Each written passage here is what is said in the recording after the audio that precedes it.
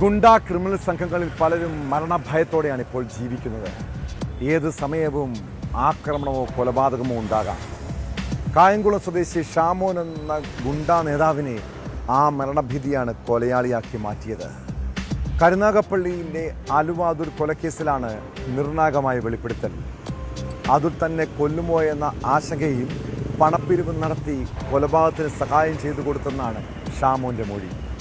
കൊല്ലപ്പെട്ട ആലുവ അതുലും ഷാമോനും തമ്മിൽ വിദ്വേഷമുണ്ടായിരുന്നു.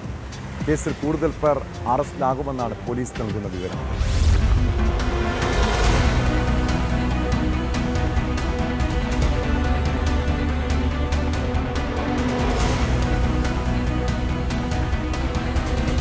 ആലുവ അതുൽ കൊലക്കേസിൽ കരുനാഗപ്പള്ളി മജിസ്ട്രേറ്റ് കോടതിയിൽ നിന്ന് കസ്റ്റഡിയിൽ വാങ്ങിയ 2 പ്രതികളെയും തെളിവെടുപ്പിന് ശേഷം കോടതിയിൽ ഹാജരാക്കി.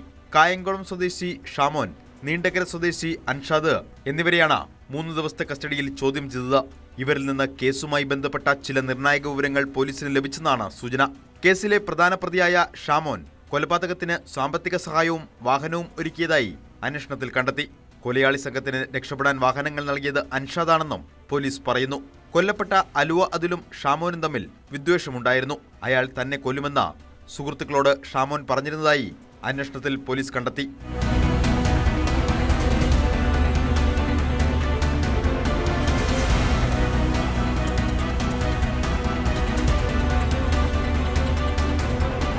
കൊലപാതകത്തിൽ പ്രധാന പ്രതികൾ ഗൂഢാലോചന നടത്തിയതിന് വ്യക്തമായ തെളിവുകൾ ലഭിച്ചതായും കൂടുതൽ അറസ്റ്റ് ഉണ്ടാകാനിടയുണ്ടെന്നും കരുനാഗപ്പള്ളി ASP സി ജോൺ അറിയിച്ചു.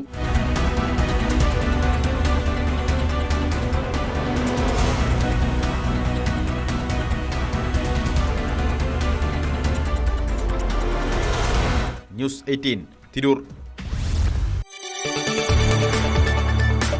കൂടുതൽ വാർത്തകൾക്ക് news 18 Keralam YouTube channel subscribe ചെയ്യുക.